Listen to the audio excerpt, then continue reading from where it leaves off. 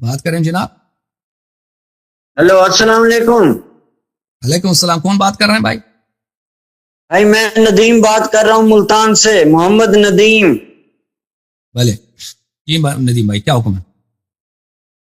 اللہ یاری صاحب، ایک دو سوالات ہیں ذہن میں ہیں، وہ آپ سے شیئر کرنا چاہتے ہیں. ایک سوال زیادہ نہیں، صرف ایک سوال. ایک سوال. اللہ یاری صاحب، یہ حدیث کرتاس ہے یا کرتاس ہے، اس کے متعلق سوال ہے. کیا سوال؟ سوال یہ ہے کہ اگر وہ قلم دوات آپ صلی اللہ علیہ وآلہ وسلم نے منگوائی اور بقول اہل تشریف بھائیوں کے کہ انہوں نے نہیں دی، تو پھر سوال یہ پیدا ہوتا ہے کہ پھر مولا علی رضی علیہ السلام دے دیتے یا کوئی اور ابن عباس وہ دے دیتے. وہی سوال. اچھا چلیں، اعتراض یہ نہیں ہے، دیکھیں اعتراض یہ ہماری یہ نہیں ہے کہ وہاں پہ قلم کاغذ نہیں تھا، کاغذ کسی نے نہیں لایا. صحابہ نے گالی دی آگے سے، ٹھیک ہے نا، صحابہ نے گالی دی ہے رسول پاک صلی اللہ علیہ وسلم کو. ابھی میں حدیث آپ کو دکھاتا ہوں بخاری سے میں آپ کو حدیث دکھاتا ہوں کہ وہاں پہ قلم کاغذ تھا. اس طرح نہیں تھا قلم کاغذ نہیں تھا. صحابہ تعمیل کے لیے حاضر نہیں تھے، تعمیل کے لیے حاضر نہیں تھے.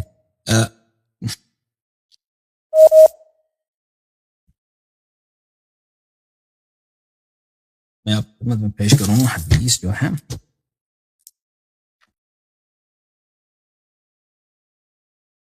شیعوں کا یہ اعتراض نہیں کہ کسی نے کاغذ قلم نہیں لایا. بھائی کاغذ قلم ہونے نہ ہونے کی وجہ سے حدیث نہیں لکھ لینی، یہ اعتراض نہیں ہے. وہ لکھتے بھی تو نہیں مانتے نا صحابہ، مشکل یہ ہے. اچھا یہ ملاحظہ فرمائیے، یہ کتاب تراث العربی بیروت لبنان 1422 2001 میں کتاب چھپی ہے. باب مرض النبی صلی اللہ علیہ وسلم و وفات ہے، رسول پاک صلی اللہ علیہ وسلم کی بیماری اور ان کی وفات. صفحہ نمبر 781 میں کتاب چھپی ہے. یہ صفحہ نمبر 781 میں یہ حدیث موجود ہے. حدیث نمبر 4432 یہ دیکھیں. ابن عباس روایت کرتے ہیں لما حضر رسول اللہ صلی اللہ علیہ وسلم، جب رسول پاک صلی اللہ علیہ وسلم کی وفات کا وقت آیا. حضرہ یعنی ان کی وفات کا وقت آیا. وہ فی البیت رجال، گھر میں کچھ لوگ تھے، مرد تھے. فقال حلموا اکتب لکم کتابا لا تذلوا بعدہ، انہوں نے فرمایا کہ آ جاؤ میں آپ کے لیے ایک ایسا وصیت نامہ لکھ دوں کہ اس کے بعد تم کبھی گمراہ نہ ہو جاؤ. فقال بعضهم، اس میں سے ایک شخص نے کہا ان رسول اللہ صلی اللہ علیہ وآلہ وسلم غلبہ الوجع وعندکم القرآن، اس نے کہا کہ رسول پاک صلی اللہ علیہ وآلہ وسلم کی عقل چلی گئی ہے، یہ درد کی وجہ سے یہ جو ہے ایسی غلط باتیں کر رہے ہیں، ان کا عقل نہیں ہے، ان کا عقل مغلوب ہو چکا ہے بیماری کی وجہ سے. اور آپ کے پاس قرآن ہے، حسبنا کتاب اللہ، قرآن ہمارے لیے کافی ہے، قرآن ہمارے پاس ہے، قرآن کافی ہے. فاختلف اہل البیت واختصموا، وہاں پر جو گھر میں جو لوگ تھے، کمرے میں تھے، انہوں نے آپس میں اختلاف کیا، نزاع کیا اور آپس میں مخاصمہ کیا. فمنهم من يقول قربوا يكتب لكم كتابا لا تذلوا بعده، ان میں سے کچھ کیا کہہ رہے تھے، کچھ کہہ رہے تھے کہ لے کیا قریب کر دو، نزدیک لا دو. قربوا یعنی قریب کر دو، قربوا نزدیک کر دو تاکہ وہ آپ کے لیے ایسی وصیت نامہ لکھ دے کہ اس کے بعد گمراہ نہ ہو جاؤ. تو اس کا مطلب ہے کہ وہاں پہ قلم کاغذ تھا، دیوات تھا، جو بھی لکھنے کی چیزیں تھیں اس کو قریب کر دو، لکھنے دو. اور دوسرے کہہ رہے تھے ومنہم یقول غیر ذلک، دوسرے کہتے تھے کہ نہیں یہ نہیں کرنا ہے، ان کی عقل چلی گئی ہے اور کہ کتاب اللہ کافی ہے. ٹھیک ہے میرے بھائی، یہ بات نہیں ہے قلم کاغذ نہیں تھا وہاں پر. امیر المؤمنین علیہ السلام کہتے ہیں یہ صریح دلالت کرتا ہے قلم کاغذ وہاں پر ہے. صحابہ کا ایک ادعا ہے کہ بالکل کفر پہ وہ مصر ہیں، کہہ رہے ہیں کہ کتاب اللہ کافی ہے، قرآن کافی ہے. حالانکہ سب مسلمانوں کا اجماع یہی ہے کہ قرآن کافی نہیں ہے، قرآن کافی، اور قرآن ان کے پاس تھا بھی نہیں، یہ قرآن جمع بھی نہیں تھا اس وقت. اور یہ بات سے بھائی اسی لیے کہ وہ ہم ان کو لکھنے نہیں دینا، ہم نے لکھنے نہیں دینا، ٹھیک ہے نا. اور اس یہ جملہ کہنا کہ غلبہ الوجع، کہ ان کی عقل جو ہے ان کی درد کی وجہ سے ان کی عقل چلی گئی ہے، وہ ایسی بلا وجہ باتیں کر رہے ہیں. تو یہ بالکل ان کی وہ نزاع بھی کر رہے ہیں، وہاں پہ جھگڑے بھی کر رہے ہیں. تو یہ اس بات کی دلیل ہے کہ یہ لوگ لکھنے نہیں دینے دیں گے، یہ نہیں لکھنے دیں گے. اور وہاں پہ اگر مزید کچھ بات ہو جائے وہاں پر یہاں پہ خون ریزی بھی ہو سکتی ہے، ٹھیک ہے نا، کیونکہ مسئلہ امامت کا ہے، مسئلہ خلافت کا ہے. اور رسول پاک صلی اللہ علیہ وسلم بیمار ہیں، وہ دنیا سے جانے والے ہیں، تو ان کو پتہ ہے کہ دنیا سے جانے والے ہیں. تو یہاں پہ مسئلہ یہ نہیں ہے میرے بھائی کہ وہاں پہ قلم کاغذ نہیں تھا، یہ درد مشیوں کا یہ قلم کاغذ نہیں تھا. نہیں، قلم کاغذ ہے، قلم کاغذ ہے. صحابہ جو ہیں وہاں پہ عرض کریں کہ گستاخی رسول صلی اللہ علیہ وسلم پر، اور یہ بالکل بکواس جملہ ہے کہ قرآن کافی ہے ہمارے لیے، ہمیں کیا اس کی کتاب کی ضرورت نہیں، ان کی عقل چلی گئی ہے. اور وہاں پہ جھگڑا کرنا، درد یہ ہے شیعوں کا. سمجھ میں آئی نا بات آپ کو؟ اچھا اللہ یاری صاحب، قرآن مجید سورہ المائدہ کی آیت ہے کہ یا ایھا الرسول بلغ ما انزل الیک من ربک وان لم تفعل فلما بلغت رسالتہ. ہاں جی، یہ کہاں وہ بات جائے گی کہ جناب جو ہے نا اللہ تعالیٰ تو فرما رہا ہے کہ آپ کو جو کچھ آپ پر نازل کیا گیا ہے وہ لوگوں تک پہنچا دو. اگر آپ نے نہیں پہنچا تو آپ نے رسالت کا حق ادا نہیں کیا. تو اگر یہ اتنی ضروری تھی تو آپ صلی اللہ علیہ وآلہ وسلم لکھوا کیوں نہیں دی؟ تو میرے بھائی، جب آپ کی خدمت میں عرض ہے کہ یہ آیت ایک خاص مقام پہ نازل ہوئی ہے، وہ اس کا مقام کہاں ہے؟ وہ غدیر خم ہے. تفسیر القرآن العظیم لابن ابی حاتم الرازی، ابن ابی حاتم الرازی جن کی یہ حدیث، وہ خود کہتے ہیں کہ سب احادیث صحیح ہیں. یہ آپ کی کتاب ہے، مجلد نمبر 1، چھاپ مکۃ المکرمہ، یہاں پر صفحہ نمبر 1172 میں یہ حدیث ملاحظہ فرمائیے.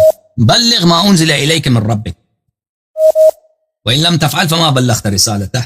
فرمایا کہ نزلت هذه الآیہ یا ایھا الرسول بلغ ما انزل الیک من ربک فی علی بن ابی طالب علیہ الصلوۃ والسلام. اس کا نزول خاص غدیر خم میں علی بن ابی طالب امیر المؤمنین علیہ الصلوۃ والسلام ان کے لیے ہے، ان کے شان میں ہے غدیر خم میں. تو یہ اس طرح نہیں ہے کہ یہ مطلق ہے کہ ہر جگہ پہ بھی وہ تبلیغ کریں، تو اس کے لیے وہ ان کی جو ہے وہ کر سکتے ہیں، جب وہ اپنے حالات سے بخوبی خود وہ جانتے ہیں. رسول اللہ صلی اللہ علیہ وسلم اگر ان کا تبلیغ کرنا بیکار ہے، بلکہ ان کی تبلیغ کرنے سے زیادہ مفسدہ پیدا ہو جاتا ہے،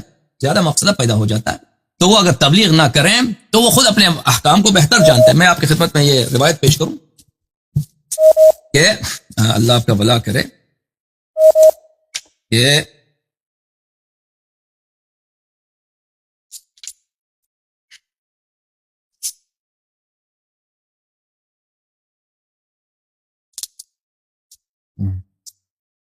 ایک منٹ میں آپ کی خدمت میں پیش کروں کہ رسول اللہ صلی اللہ علیہ وسلم نے عائشہ سے فرمایا کہ لولا ان قومك قریب العہد بالکفر لنقضت الكعبہ وجعلت لها بابین. ایک منٹ میں اس کو نکال دوں آپ کے لیے کہ حدیث مجھے مل نہیں رہی. کہ اگر عرب لوگ، مسلمان میرے صحابہ میری باتوں کو برداشت کر سکتے تو میں کعبہ کو ختم کر دیتا، کعبہ کو میں توڑ دیتا اور نیا کعبہ بنا دیتا اور اس کے 2 دروازے بنا لیتا اس کے. ٹھیک ہے نا؟ تو ہاں اس طرح نے، لیکن لوگ میری بات کو نہیں مانیں گے، لوگ اس بات کو برداشت، مسلمان اس بات کو برداشت نہیں کریں گے. ملاحظہ فرمائیے کتاب بخاری چھاپ دار احیاء التراث العربی، یہاں پر ملاحظہ فرمائیے صفحہ نمبر 50، حدیث نمبر 126 بلے 126 حدیث نمبر 126. قال النبی صلی اللہ علیہ وسلم یا عائشہ لولا قومك حدیث عہدهم بالکفر لنقضت الكعبہ فجعلت لها بابین. اگر یا عائشہ، اگر لوگ میری بات کو سمجھ سکتے ہیں، میری بات کو برداشت کر سکتے ہیں، یہ حدیث العہد بالکفر نہ ہوتے، ابھی نئے مسلمان ہوئے، تو میں کعبہ کو توڑ کے نیا کعبہ بناتا اور اس کے 2 دروازے بناتا. تو ابھی آپ کی جو بات ہے نا کہ اس میں تو شک ہی نہیں ہے کہ رسول پاک صلی اللہ علیہ وسلم کے جو لکھنا چاہتے تھے وہ نہایت اہم ہے. کیوں؟ کیونکہ انہوں نے خود فرمایا کہ ایسی کتاب لکھوں گا، ایسا وصیت نامہ لکھوں گا کہ اس میرے بعد کبھی گمراہ نہ ہو جاؤ. تو اس میں یہ اہم تو ہے، یہ اہم بات ہے کہ وہ لکھنا چاہتے ہیں. اور یہ ایسی چیز لکھیں گے کہ اس کے بعد امت میں اختلاف نہ ہوگا، گمراہی نہ ہوگی، کسی قسم کی بدعت نہیں ہوگی. اور یہ ہو ہی نہیں سکتی سوائے مسئلہ امامت کے، کہ اپنے بعد جانشین تعین کرنا چاہتے ہیں. کیونکہ سب اختلافات، سب گمراہیوں کا جڑ جو ہے کیا ہے؟ وہ امامت پہ اختلاف کی وجہ ہے. تو وہ امام تعین کرنا چاہتے ہیں، لیکن ابھی ان کے صحابہ جو ہیں ان کی حیات میں وہ واضح کر رہے ہیں کہ ہم آپ کی بات کو نہیں مانیں گے. وہ کہہ رہے ہیں کہ ہمارے لیے قرآن کافی ہے، ان کی عقل چلی گئی ہے. غلب علیہ الوجع، یہ ان کی جو عقل ہے بیماری کی وجہ سے یہ ایسی باتیں کر رہے ہیں، اٹھی اچھا۔ سیدھی باتیں کر رہے ہیں. ہاں تو یہ جب کہہ رہے ہیں صحابہ اور آپس میں جھگڑا کر رہے ہیں تو واضح بات ہے کہ صحابہ ماننے کے لیے تیار نہیں ہیں. وہ لکھ بھی دیتے نا، لکھ بھی دیتے تو اس سے مزید نزاع بڑھ جاتا، اسی وقت جنگ شروع ہو جاتی وہاں پر. تو اس لیے رسول پاک صلی اللہ علیہ وسلم نے اس مجلس میں نہیں لکھایا، لیکن بعد میں رسول پاک صلی اللہ علیہ وسلم نے اس کو لکھا دیا. اسی رات کو جب صحابہ چلے گئے، امیر المؤمنین علیہ السلام تشریف لائے تو انہوں نے وہاں پہ اپنی وصیت لکھا دی. سلمان، ابو ذر، مقداد کو انہوں نے شاہد بھی بنایا. ان کے سب کے حضور میں بھلے رسول اللہ صلی اللہ علیہ وآلہ وسلم نے وہ اپنی جو ہے وصیت نامہ لکھا دی. جی ہاں. اچھا اچھا، اللہ یاری صاحب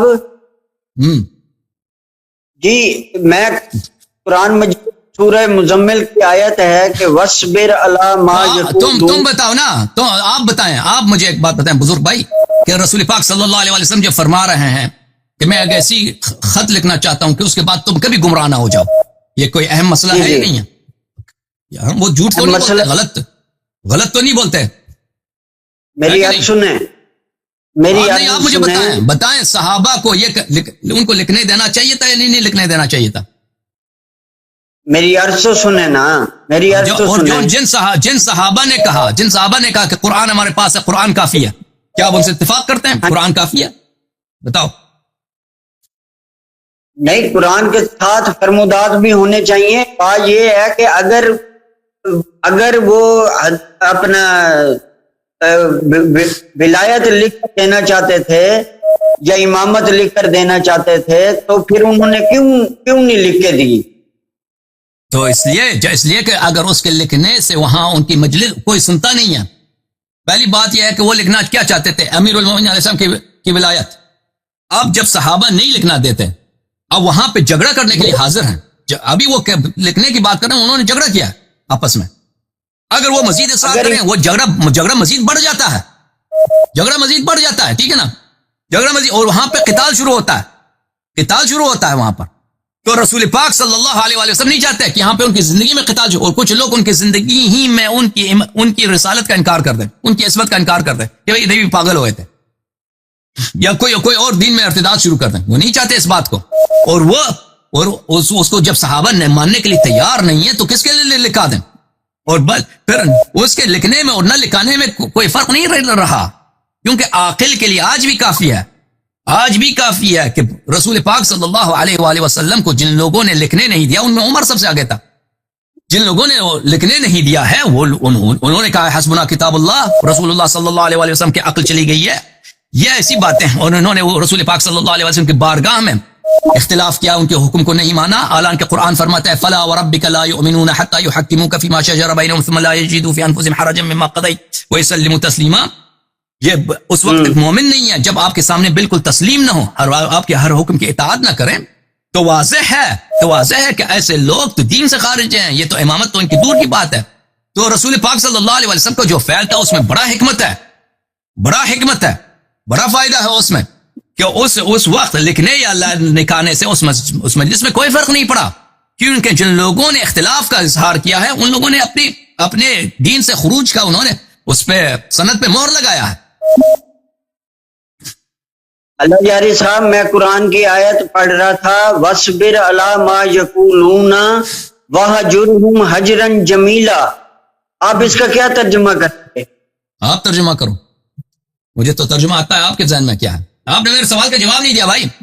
آپ مجھے بتاؤ نا، آپ مجھے بتاؤ کہ رسول پاک صلی اللہ علیہ وسلم نے جب کہا ہے کہ میں لکھنا چاہتا ہوں اور ایسی وصیت نامہ لکھ دوں کہ کبھی کوئی اختلاف نہیں کرے گا، صحابہ نے ان کے حضور ان کے بات کو، بعض صحابہ نے، سب نے نہیں، صحابہ کا ایک خاص ٹولہ تھا، انہوں نے کہا کہ ان کی عقل چلی گئی ہے، نستجیر باللہ، یا ایسے یہ غلط سیدھی باتیں، قرآن تو کافی ہے، اور ان کو لکھنے نہیں دیا ہے. ہاں، لکھنے نہیں دیا اور وہاں پہ جھگڑا کیا ہے، اور رسول پاک صلی اللہ علیہ وسلم نے ان کو وہاں سے نکال دیا، دفع کیا ان لوگوں سے. تم مجھے بتائیں کہ آپ کے ذہن میں کیا ہے. آپ کہتے ہیں اگر ضروری ہوتی تو وہ لکھ دیتے حتمن.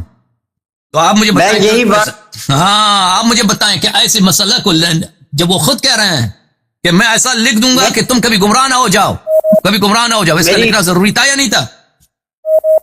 امت میری کو بات گمراہی سے سنیں۔ بچانا. ہاں اگر امامت کا ہی لکھ کر دینا تھا تو پھر حضرت علی رضی اللہ تعالیٰ عنہ کی امامت کا تو بقول آپ کے وہ پہلے اعلان کر چکے ہیں غدیر خم میں، پھر ضرورت کیا تھی لکھنے کی؟ ضرورت یہ ہے فذکر ان نفعت الذکریٰ للمؤمنین. رسول قرآن میں اللہ تعالیٰ نے کہا کہ نماز واجب ہے، اس کے کتنے دفعہ تکرار کیا اللہ نے؟ کتنی دفعہ تکرار کیا؟ ٹھیک ہے نا. اور رسول پاک صلی اللہ علیہ وآلہ وسلم قرآن مجید فرماتا ہے کہ تکرار کرو، یاد دلاؤ، اس کی باعث یہ مزید ہے اتمام حجت کے لیے. غدیر خم میں وہاں پہ 2 مہینے پہلے خطبہ دیا ہے، اب مزید لکھنا چاہتے ہیں، مزید لکھنا چاہتے ہیں اس میں. اور یہ بھی بالکل ویسی بات کو لکھنا چاہتے تھے رسول پاک صلی اللہ علیہ وآلہ وسلم کہ جس کے بعد امت گمراہ نہ ہوگی. وہ کون سی حدیث ثقل ہے؟ انی تارک فیکم من اخذتم به لن تضلوا بعدی ابدا کتاب اللہ و عترتی اہل بیت. رسول اللہ صلی اللہ علیہ وسلم کے الفاظ سے پتہ چل جاتا ہے کہ وہ کیا لکھنا چاہتے تھے.